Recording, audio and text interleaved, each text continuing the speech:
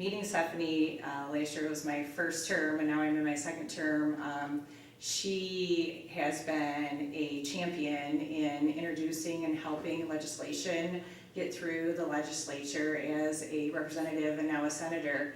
And we do have a large package of bills that we have thought was going to pass during the lame duck session, but it did not, and we are reintroducing those bills and working on them. And my bill is centered around schools and teachers to make sure that if something happens within a school, that the teacher will not be able to maybe leave one district and go to a private school or a charter school, like we were talking about repeat offenders. So that's what I'm working on, and Stephanie would like to tell you a little about her bill.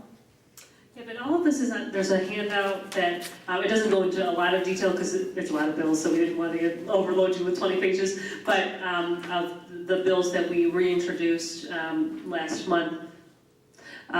So my bill, Senate Bill 2016, it really did actually come from Girls Making Change and the work that they did in 2016 in educating other high school students about sexual assault and finding that so many high school students have never been told at all in their educational career about what sexual assault is or who to turn to. And so that's what my bill does. It requires every school district to disseminate information to grades 6 to 12, information about what sexual assault is, that it's not and I explicitly puts it in there that it's not the victim's fault, and then available resources in the community.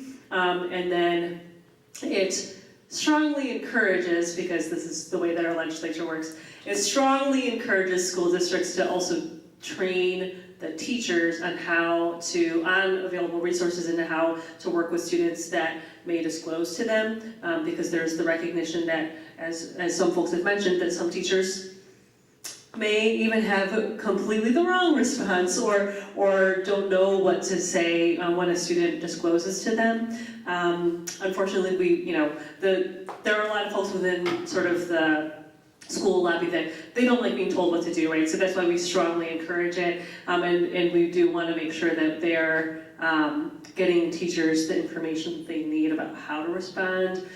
So this is legislation that both of our bills did pass through the State House last term as well as through the Senate Judiciary Committee and just didn't make it to a final vote in the Senate. But it's a big priority, obviously, to make sure that we're getting these done because it's really critical, I think, to both prevent sexual assault and then also to protect survivors. And one of the things that I always point out about a number of our bills that have to do with young people is, in some ways it's about making sure that a survivor has the support, but it's also about making sure that everyone who might potentially, we also want to prevent people from becoming perpetrators, right? And so that's why this education is also important. And then that other piece around, as Angie said earlier, that first person that you tell, it really does, there's a ton of studies about this. It's very clear that the first person you disclose to,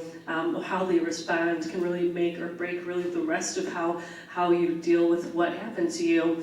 And I think, I've just had a number of stories from within, my own close circle of friends and family that the first person that they disclosed to, unfortunately, said exactly the wrong things. And so those are the cases that never got reported. There was never any kids done, all of that. So we clearly have a lot of work to do.